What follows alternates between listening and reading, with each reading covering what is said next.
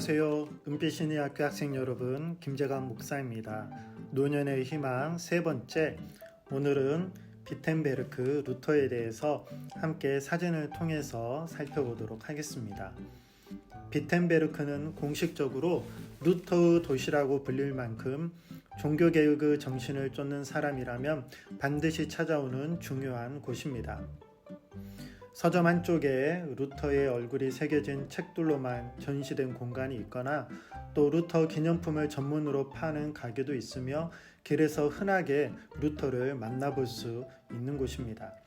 당시 도미니크 수도회의 요하네스 테첼은 각 지방을 순회하면서 면죄부를 판매하기 위해 이런 말을 했습니다. 금화가 흥금괴 밑바닥에 떨어지는 순간 영혼은 연옥을 벗어나 천국으로 올라간다. 이러한 면죄부 판매를 반박하며 종교개혁의 시작을 알리는 역사적인 장소로서 1517년 10월 31일 마틴 루터가 95개조 반박문을 비텐베르크 교회의 정문에 붙이면서 종교개혁이 시작되었습니다. 1760년 전쟁으로 반박문을 붙였던 나무문이 불에 타버렸으나 1858년 청동으로 문을 다시 만들어 95개조 조항을 조각해서 새겨 놓았습니다. 88m 높이의 원형 첨탑에는 루터가 작사한 대표적인 찬송가인 내 주는 강한 성이요의 구절이 새겨져 있습니다. 여러분 혹시 루터가 말한 95개조 반박문의 그 첫 번째 1조가 무엇인지 아시나요? 1조는 우리의 주님이시며 선생이신 예수 그리스도께서 회개하라고 하실 때 그는 신자들의 전생애가 참여되어야 할 것을 요구하셨다입니다. 회개하라는 말로 루터는 반박문을 시작했습니다. 그리고 36조에 진정으로 회개하는 그리스도인은 면죄부 없이도 죄와 벌로부터 완전한 사함을 받을 수 있다. 이 전체 내용은 로마 가톨릭 교회의 세 가지 정책을 비판한 것인데요. 우선 면죄부 판매가 잘못되었고 또 죄의 용서는 교황의 권위로 되는 것이 아닌 그리스도뿐임을, 그리고 교회의 참된 보화는 복음임을 그는 이 반박문을 통해서 이야기를 했습니다. 루터의 95개조 반박문은 수천 부의 사본이 인쇄되어서 유럽 전역에 퍼져나갔고 이것은 구텐베르크의 인쇄기가 있었기 때문이었죠. 루터는 자신의 신학의 상징으로 장미 문양과 십자가가 그려진 문장을 만들었고 종교개혁의 상징이 되었습니다. 가운데 붉은 심장은 예수님의 심장이며 하나님의 사랑이라 할 수 있고, 검은색 십자가는 고난과 고통을 의미하며 둘레에 새겨진 VIVT는 예수 그리스도가 사신다라는 뜻입니다. 비텐베르크 성교회에는 루터의 무덤과 필립 멜랑이톤의 무덤이 있습니다. 루터는 멜랑이톤에 대해서 하나님이 보내주신 소중한 도구이자 나의 가장 친한 친구 빌립이라고 그렇게 이야기를 했고요. 이 멜랑이톤은 21세에 비텐베르크 대학의 교수가 되어서 루터의 종교개혁을 돕고 논리적으로 잘 정리한 사람입니다. 또 이 비텐베르크 광장에는 이렇게 루터의 동상과 멜랑이톤의 동상을 비텐베르크 광장에서 볼 수가 있습니다.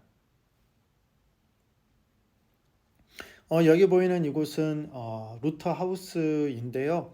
이 루터 하우스는 이 루터가 친구들과 함께 신학적 대화를 나누며 함께 기숙사처럼 기거했던 그런 곳입니다.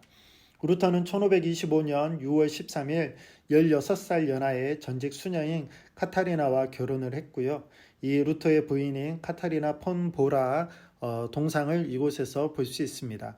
그녀는 헌신적으로 루터를 도왔고 종교개혁을 이루어가는데 루터를 보좌하며 큰 역할을 했던 그러한 좋은 아내였습니다. 비텐베르크 시립교회를 보자면요. 우리가 드리는 개신교 예배의 형태를 처음으로 시행했던 교회입니다. 고해 성사를 비롯한 로마 가톨릭 교회의 많은 의식 중에서 성경적인 근거가 없는 의식들은 과감히 빼고 성만찬과 세례 2개만을 거행했습니다. 그 당시는 사제들만 성만찬 때 포도주를 마셨고 일반인들은 빵만 받을 수 있었습니다. 체코의 얀 후스도 성만찬을 할 때 빵과 포도주를 성도들에게 모두 나누어 주었는데요.